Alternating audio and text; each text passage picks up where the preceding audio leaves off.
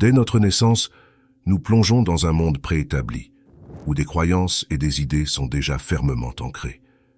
Immédiatement, ces dernières nous sont inculquées par l'éducation de nos parents et grands-parents, l'école, notre entourage et la télévision.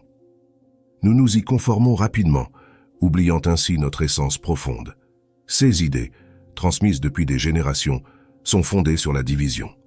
Les guerres, les conflits et la dualité qui ont jalonné l'histoire de l'humanité ont créé une scission totale dans l'esprit des hommes. Hommes et femmes, bien et mal, vie et mort, Dieu et l'homme. Rapidement, ces idées se sont enracinées en nous, devenant des croyances profondes et des parties intégrantes de notre personnalité. Automatiquement, cette division intérieure s'est répercutée sur l'extérieur, se manifestant dans les lois de la société, nos comportements, nos actions et nos modes de pensée, entre autres. Cette vision du monde, basée sur la dualité, nous empêche de nous concentrer sur un seul but, nous faisant tourner en rond et nous détournant de tout objectif. Lorsqu'on est tiraillé par des pensées contradictoires, il devient impossible de se concentrer sur un seul objectif. On se disperse, changeant de direction sans cesse, comme un papillon virevoltant. L'équilibre est illusoire dans ce va-et-vient incessant. C'est pourquoi tant de personnes se retrouvent dans des métiers qui ne correspondent pas à leurs aspirations profondes. D'un côté, il y a leur véritable moi, qui aspire à exprimer sa passion, et de l'autre, la pression sociale qui dicte la nécessité d'un travail laborieux, même s'il n'apporte aucune satisfaction. De même, nous pouvons être animés par un idéal, un objectif ambitieux, tout en étant freinés par une voix intérieure qui nous souffle que c'est hors de notre portée.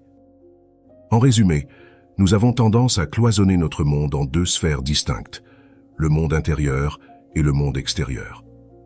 En oubliant que ces deux dimensions sont intimement liées, nous nous enfermons dans nos propres limites et nous éloignons les uns des autres. C'est ce que l'on appelle l'égoïsme, cet excès de focalisation sur soi-même.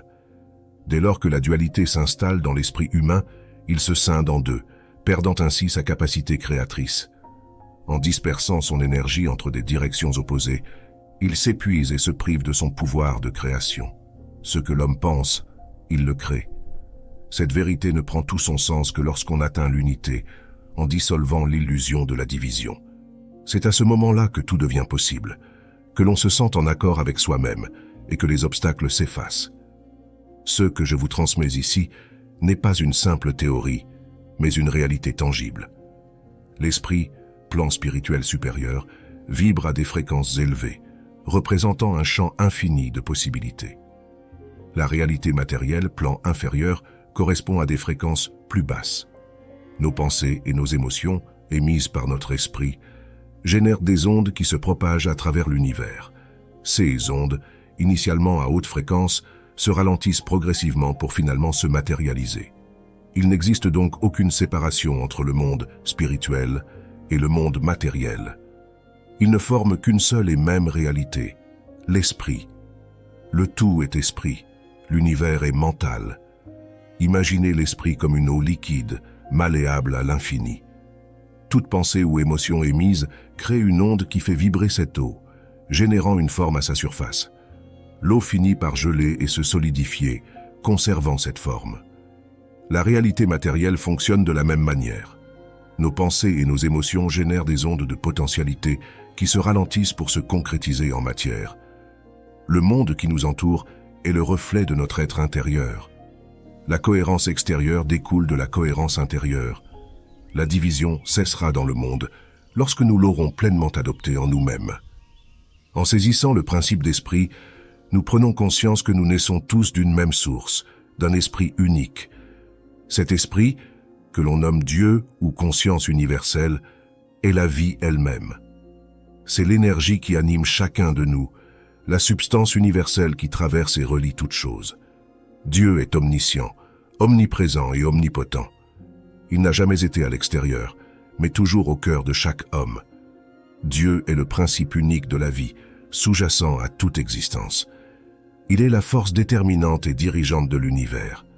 L'homme ne peut entrer en relation qu'avec ce principe, car ce principe est lui-même. Pour harmoniser notre être, il est essentiel d'ajuster et de réaligner notre nature entière sur la réalité de notre origine. Nous venons de l'unité, de l'esprit qui unit tout. Chacun y est relié, et chacun est cet esprit. C'est ce qu'on appelle l'unité. Pour illustrer cela, imaginons l'esprit comme une substance éthérée infinie dans laquelle réside le tout. Cet esprit donne vie à tout. C'est l'énergie qui fait battre nos cœurs et nous anime, ainsi que toutes les choses existantes et non existantes. C'est la source. Lorsque la division s'est installée dans notre esprit, nous nous sommes éloignés de cette source, la percevant comme extérieure à nous-mêmes. Ainsi, nous avons placé Dieu dans le ciel, loin des hommes, tout comme les anges ou le paradis. Mais Dieu est cette énergie de vie qui anime et réside en chacun. C'est l'esprit. Chaque homme a toujours été connecté à cet esprit, mais la division l'a mentalement éloigné, créant une illusion de séparation entre Dieu et l'homme, oubliant ainsi que l'homme est Dieu. Votre moi profond est Dieu. En vous y connectant, en réunissant les deux bouts du fil de la dualité pour ne former qu'un seul cercle, l'unité, vous deviendrez ce principe. Dès le départ, c'est l'homme lui-même qui a conféré du pouvoir au monde extérieur. En réalité, ce pouvoir n'y réside pas et n'y a jamais résidé, même lorsque nous avons l'impression de lui en accorder. Ce pouvoir demeure en nous, et ce qui semble être du pouvoir dans notre environnement, ou dans tout ce qui existe en dehors de notre « je suis », de notre identité fondamentale, n'est que la perversion de ce même pouvoir intérieur. Ce pouvoir réside toujours en l'homme et agit selon la direction que l'homme lui imprime. Derrière toute chose se trouve la force déterminante de l'univers. Ce que je suis individuellement doit être en accord avec le « je suis » universel. Une harmonie parfaite doit exister entre la cause et l'effet, car le mouvement de la cause est la vie de l'effet. L'école nous a enseigné la physique newtonienne, ou physique classique, fondée principalement sur les travaux d'Isaac Newton et René Descartes. Cette discipline s'est consacrée à l'étude du monde extérieur, privilégiant le prévisible au détriment de l'imprévisible, soit le monde intérieur. Ainsi, la science s'est focalisée sur l'étude du monde extérieur, soit le mouvement des planètes, gravitation et espace-temps, tandis que la religion s'est tournée vers le monde intérieur, soit les croyances, prières et Dieu. Une scission s'est ainsi opérée, séparant l'environnement extérieur de notre environnement intérieur. Cette division s'est propagée, fragmentant les sciences et les religions elles-mêmes. Les hommes se sont divisés en deux camps, les tenants du spirituel et ceux du matériel. Au sein de ces camps, de nouvelles subdivisions se sont créées, perpétuant cette fragmentation. C'est ainsi que la division s'est enracinée et amplifiée. Aujourd'hui, science et religion se rejoignent au centre commun du cercle, l'esprit. La science a désormais démontré que tout est esprit. En premier lieu, le principe d'observateur en physique quantique a établi que l'attention de l'observateur détermine l'état d'un électron. Ce principe a prouvé que les particules composant l'atome pouvaient avoir deux états à la fois, ondes et particules. La science a ensuite démontré que cette particule, qualifiée de matière, est en réalité de l'énergie. Ce n'est pas l'esprit qui ralentit l'onde pour former la matière, mais dans l'esprit que l'énergie des pensées et des émotions se ralentit pour donner naissance à quelque chose d'apparence matérielle. L'esprit est la substance universelle qui régit tout. Tout est dans l'esprit. Il n'y a donc pas de séparation entre notre monde intérieur et notre monde extérieur. C'est un seul et même lieu. L'environnement extérieur se trouve dans notre esprit. Lorsque nous nous déplaçons d'un point A à un point B, dans l'espace et le temps, c'est dans notre esprit que nous nous déplaçons. La matière n'est que de l'esprit, car la matière est esprit. La matière, au sens strict du terme, n'existe tout simplement pas. Je vous invite à consulter le document déclassifié de la CIA détaillant ce sujet. Le lien est dans la description. Comprenons que tout ce que l'esprit peut imaginer, l'esprit peut le créer, à condition d'être en accord avec les principes d'unité, d'harmonie et de paix. Il est nécessaire qu'un état d'être soit en alignement total avec l'idéal souhaité. C'est ce que l'on appelle l'intrication quantique. En d'autres termes, pour devenir quelque chose, il faut vibrer à la même fréquence. Lorsque l'on vibre à la même fréquence qu'un idéal, c'est-à-dire que l'on pense et ressent de la même manière, on devient cet idéal. Pour devenir Dieu, il faut penser et ressentir comme Dieu. Dans le livre « 13 leçons sur la vie des maîtres » de Baird T. Spalding, il est expliqué que Jésus est parti, ou changé d'état pour devenir éthéré, simplement parce que les hommes avaient fini par idolâtrer le personnage, et non l'idéal qu'il représentait. Son objectif était de montrer aux hommes que tout homme pouvait devenir le Christ. Mais rien n'est plus en accord avec le véritable message que le Christ a essayé de délivrer au monde. De plus grandes choses que celles-ci vous devrez entreprendre, a-t-il dit à propos des capacités potentielles de l'homme. Il est inutile de s'acharner à contraindre une pensée à se concrétiser. De telles tentatives sont vouées à l'échec et nuisent à l'individu qui les entreprend. Pour se libérer, l'homme doit d'abord accepter la puissance universelle, force centrale d'accomplissement à l'origine du ciel et de la terre, manifestation achevée d'elle-même et réalité autocréatrice derrière toute idée humaine constructive. La manifestation obéit à un principe d'harmonie et d'équilibre parfait. Il n'a jamais été nécessaire de forcer pour manifester. La manifestation est un processus fluide, mais inefficace lorsqu'il n'est pas sincère. Le doute est l'obstacle principal à la manifestation. La manifestation est un processus d'accomplissement. Il faut d'abord s'identifier au principe de création, le comprendre, l'adopter et y croire. Lorsque ce principe devient une conviction profonde, vous devenez ce principe. La manifestation devient alors simple, car le doute n'existe plus. Forcer ou contraindre une pensée à se manifester est voué à l'échec. La vibration générée par la force et l'insistance ne correspond pas au principe et ne permet donc pas sa réalisation. C'est pourquoi, comme certains l'ont peut-être déjà expérimenté, nous parvenons souvent à manifester lorsque nous entrons dans un état méditatif profond, en faisant abstraction du corps, de l'environnement et du temps. À ce moment-là, nous devenons l'esprit. Automatiquement, lorsqu'un désir profond surgit dans cet état, il ne peut qu'aboutir à une manifestation. Aussitôt pensée, aussitôt réalisée. La manifestation est avant tout un processus d'accomplissement, et cet accomplissement ne peut découler que d'un état émotionnel de gratitude.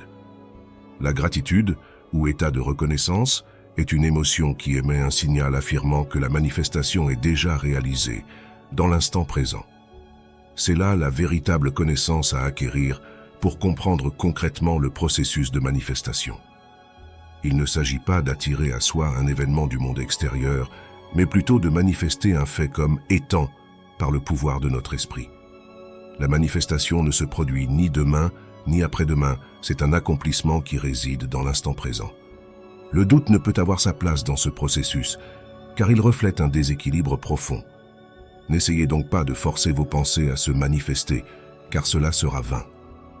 Incarnez le changement, acquérez la connaissance et libérez votre âme, votre véritable moi. En comprenant que vous ne faites qu'un avec l'esprit, vous êtes l'esprit. Ce qui se produit autour de vous n'est qu'un reflet de votre état intérieur. Un équilibre intérieur parfait et une compréhension réelle du principe d'unité se manifesteront indubitablement dans le monde extérieur.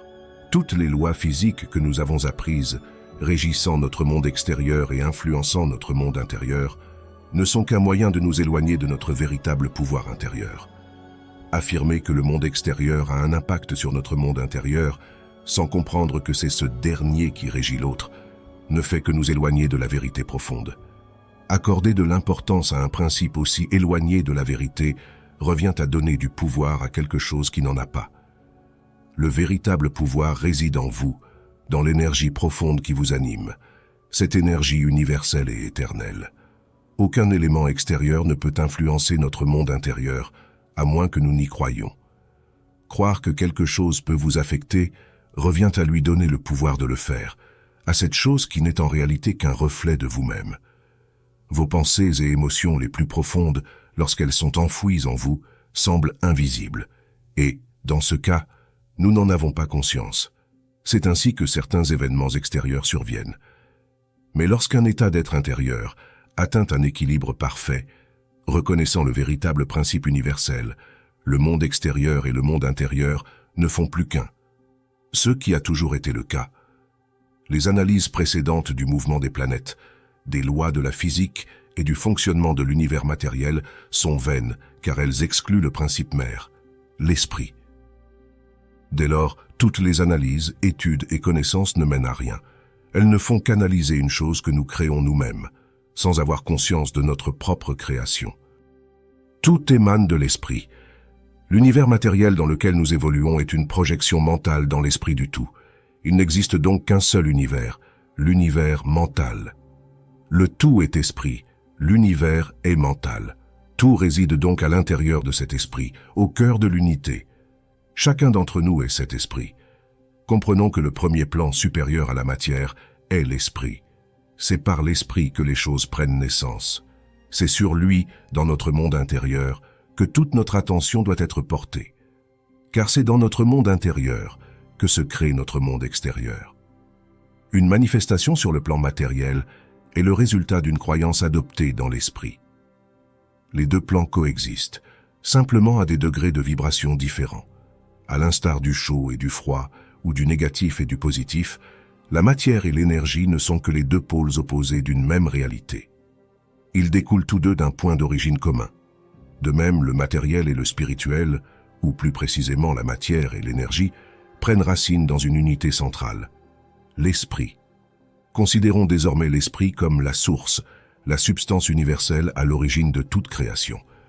L'or, le pétrole, l'argent ou l'émeraude ne possèdent pas plus de valeur intrinsèque qu'un stylo, un verre ou une tasse. Ils sont tous de la matière, issue de la même substance universelle. De même, nos corps, les arbres, la terre et le ciel proviennent du même point, l'esprit. Il est la source de tout. Pour puiser dans cette source, il faut d'abord la reconnaître. Reconnaître un fait, c'est l'accepter comme étant. Une fois reconnu, on l'adopte comme croyance et on vibre à sa fréquence. En effet, pour augmenter sa fréquence vibratoire, il faut croire en la chose que l'on idéalise. Il faut devenir cette chose. Comprenons donc que pour manifester, c'est-à-dire jouer le rôle de l'esprit, il faut devenir l'esprit.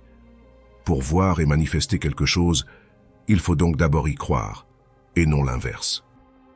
Ainsi, peu importe ce que l'expérience extérieure vous renvoie, lorsque vous continuez à croire en quelque chose de tout votre cœur et que vous pouvez vous immerger dans l'état émotionnel que cette croyance suscite en vous, un état de vibration élevé, cela se manifestera dans votre réalité physique. Certaines choses se produisent plus lentement, d'autres plus rapidement. Nous sommes à une époque où les choses se produisent de plus en plus vite, y compris vos manifestations, et il est donc sage d'être toujours attentif à vos pensées. Lorsque vous parviendrez à cet endroit au-delà de toute croyance, qu'est la connaissance, c'est à ce moment-là que ce que vous savez deviendra ainsi. L'âme, notre véritable essence, est en constante évolution. Au départ, nous nous sommes consacrés à l'étude et à l'apprentissage des aspects matériels créés par notre conscience. Nous avons exploré le monde extérieur par la science et le monde intérieur par les religions. Les investigations scientifiques et physiques ont cherché à comprendre les mécanismes du monde extérieur, les lois qui régissent la réalité et leur impact sur nous, afin de nous y adapter. De leur côté, les religions se sont penchées sur l'influence de notre monde intérieur, de nos pensées et de nos émotions sur le monde extérieur. Chacune de ces approches détenait une part de vérité, mais s'éloignait du centre, de l'esprit, de l'unité. En explorant en profondeur ces deux directions opposées, la science et la religion ont fini par se rejoindre au même point du cercle. C'est à ce moment-là que le principe d'unité a été compris, révélant que ces deux entités opposées convergeaient vers un point central, l'esprit. Comme nous l'avons vu, l'évolution se déroule par paliers de conscience. Il nous est impossible de comprendre ou de percevoir une information qui ne correspond pas à notre niveau de conscience actuel. C'est comparable à la radio. Pour capter un signal émis par une station, il faut se brancher sur sa fréquence. Une fois alignés sur la même fréquence, nous pouvons percevoir le signal. Il en va de même pour nous. Il est nécessaire que notre esprit vibre à la même fréquence que l'idéal que nous visons pour qu'il se manifeste. Pour établir cette construction intérieure, il faut façonner notre temple, le corps. Nos pensées, nos émotions et nos actions quotidiennes doivent être en accord. Pour incarner l'unité, il faut la refléter à travers nous-mêmes, dans nos actions, nos pensées et nos attitudes. Notre corps doit être en synchronisation avec nos pensées, et non en contradiction. Sinon, la dualité persiste. Le corps et l'esprit doivent être alignés pour ne former qu'un, l'esprit. Dès lors que le principe d'unité ne fait plus qu'un avec vous-même, vous devenez ce principe. En l'incarnant, vous acquérez les mêmes pouvoirs que les maîtres. Ces derniers sont des humains comme nous, ayant atteint un degré élevé de conscience et incarné le principe d'unité dans tous les aspects de leur être. Habitudes, pensées, émotions et croyances. Ils sont devenus le principe en l'incarnant, puis en l'exprimant pleinement. Devenir un maître signifie élever sa conscience à un niveau supérieur en incarnant le principe. C'est un processus alchimique. Notre corps, créé par notre esprit, correspond chimiquement par sa composition à la vibration de notre esprit. En élevant notre esprit par l'acquisition de connaissances supérieures, nous modifions sa vibration. Automatiquement et synchroniquement, notre corps s'élève au même niveau vibratoire. Ainsi, chaque atome, molécule et cellule de notre corps se synchronise au même degré que notre esprit, puisqu'ils y sont connectés, reliés et créés par lui. Il n'existe pas d'esprit distinct tel que mystique, pervers, intelligent ou borné. Il s'agit simplement de variantes d'une même capacité spirituelle que l'homme utilise à des fins diverses. Lorsque l'homme pense les pensées de Dieu selon Dieu, sa pensée s'élève au niveau spirituel, fonctionnant dans son véritable domaine avec des pensées divines. Il pense comme Dieu pense, ou plus exactement, il sait comme Dieu sait. L'esprit humain pense, l'esprit de Dieu sait. L'homme ne vit véritablement qu'à partir du moment où il fonctionne consciemment en harmonie avec sa source. Cette source, c'est son moi véritable, Dieu. En s'éloignant de cette source, il s'éloigne de lui-même. De même que deux points s'éloignant du centre créent une opposition, la dualité n'est que l'absence d'unité. En réalité, la dualité est une illusion née d'une mauvaise compréhension du principe d'unité. La division est illusoire car tout converge et provient toujours du même centre, l'esprit. L'homme, en s'éloignant de sa source, ne crée que du déséquilibre qui n'existe pas à l'origine. L'esprit est harmonieux, équilibré et parfait. Les déséquilibres, les maladies et les disharmonies sont causés par des vibrations discordantes et déformées, créées par l'esprit de l'homme lorsqu'il s'écarte de l'unité. Faites-en l'expérience. Méditez sur le mot « Dieu » pendant quelques instants, puis prononcez le mot « mal ». Vous constaterez que le mot « mal » s'harmonise automatiquement lorsque vous vibrez à la fréquence de Dieu. Lorsque nous devenons nous-mêmes l'équilibre, l'harmonie et la perfection, d'abord dans notre esprit, tout s'harmonise automatiquement autour de nous. Telle est la loi. Comme nous l'avons vu précédemment, il n'existe pas d'esprit distinct, qu'il soit pervers, borné ou intelligent. Il n'existe que des variantes du même esprit, nourries par la même énergie universelle. Lorsqu'un esprit présente une part de perversité ou de méchanceté en lui, cette variante se reflète dans son monde extérieur, car elle est intrinsèque à cet esprit. Mais dès lors que l'esprit s'harmonise entièrement, atteignant un état de perfectionnement complet, il vibre en parfaite harmonie. Par conséquent, aucune disharmonie ne peut naître d'une harmonie parfaite.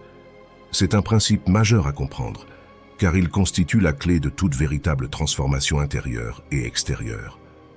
Incarnez concrètement un changement à 100% de votre état d'être, et ce changement ne pourra que se refléter à l'extérieur. Une seule et même énergie alimente tout, l'énergie de l'esprit.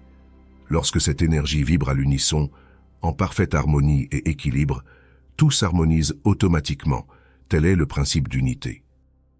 La véritable utilité du « je suis » réside dans la préservation de l'identité originelle de l'homme, dans et avec sa source, en l'empêchant de s'abaisser et d'intégrer à sa nature ce qu'il n'est pas. L'homme étant la source, il affirme « je suis ». L'homme n'est pas ses expériences, il est ce qu'il est. Les expériences qui le rabaissent ne devraient jamais influencer son évaluation de lui-même. Je suis toujours ce que je suis en esprit, et non ce que je semble être dans ma vie quotidienne, ou dans ce que j'ai vécu du monde. Peu importe ce que j'ai vécu ou ce que je semble vivre, je demeure ce que je suis à l'origine, à l'image et à la ressemblance de Dieu. La réalité spirituelle sise au-dessus de la réalité matérielle, puisqu'elle est la source de toute création, transcendant tout. Les sentiments de limitation qui nous entravent n'existent pas dans ce plan supérieur. Ils trouvent leur origine dans le manque de connaissance de la conscience humaine. Lorsque l'esprit sait, il est libéré. Ce manque de connaissance est ce qui bloque et bride l'esprit humain. On dit que la connaissance est ce qui libère l'âme. L'esprit ne prête attention ni au mal, ni à la mort, ni au manque, ni à la pauvreté, ni à la maladie, car ces choses n'existent pas dans ce plan. L'esprit est immortel, illimité et abondant. Tout est possible à celui qui croit. Cette vérité, lorsqu'elle est bien comprise et intégrée, confère un véritable pouvoir à son détenteur. Les maîtres l'ont comprise.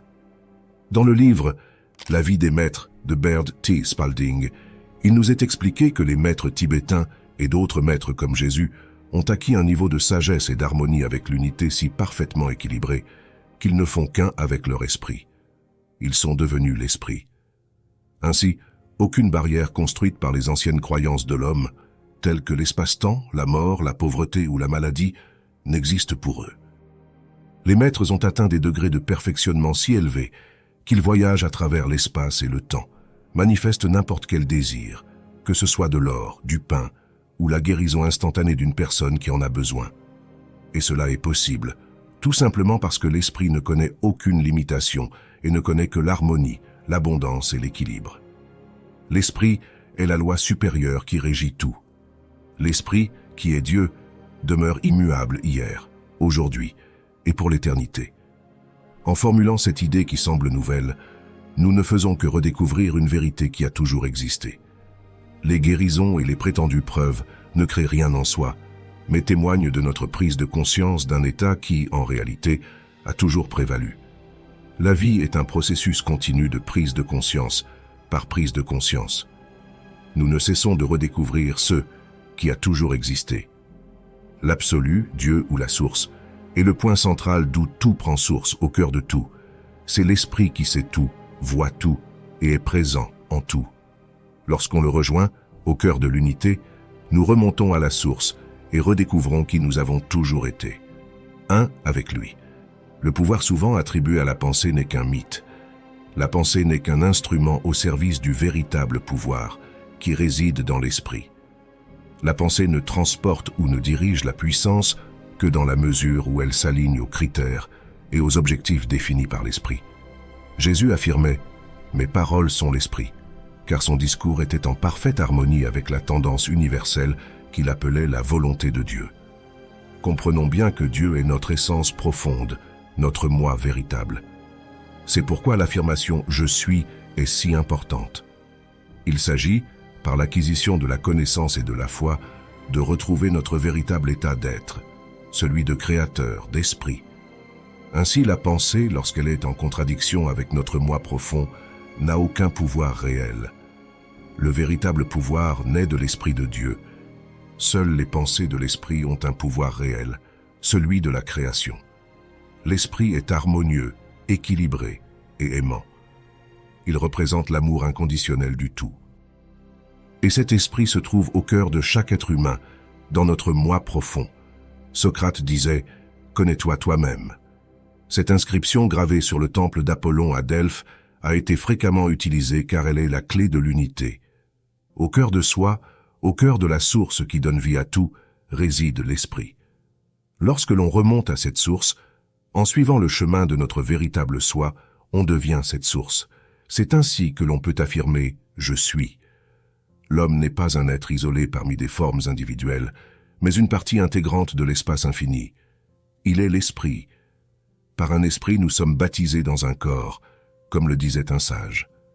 Lorsque nous trouverons la paix dans cette unité éternelle qui relie toutes choses, nous atteindrons une position de pouvoir où toutes les illusions contraires se dissoudront dans la paix et la tranquillité de l'illumination spirituelle. L'illusion de la séparation, de l'homme isolé de son environnement extérieur, l'a amené à croire qu'il était à sa merci, oubliant que c'était sa propre création. Dans cet univers illusoire, l'homme s'est cherché sans cesse, et aujourd'hui, il s'est enfin trouvé. En comprenant que c'est à travers l'esprit que le corps et l'environnement prennent naissance, nous saisissons le véritable pouvoir de l'esprit, un pouvoir infini. Si vous souhaitez approfondir vos connaissances, je vous ai mis à disposition de nombreux e-books gratuits à télécharger sur mon école d'entrepreneurs motivés. Le lien se trouve dans la description. Ces ouvrages regorgent de secrets ancestraux, issus des enseignements des maîtres de l'Orient, au pouvoir que l'on pourrait qualifier de miraculeux. Je vous invite donc à les lire, car ce même pouvoir réside en vous. Je vous remercie et vous dis à tout de suite dans une prochaine vidéo.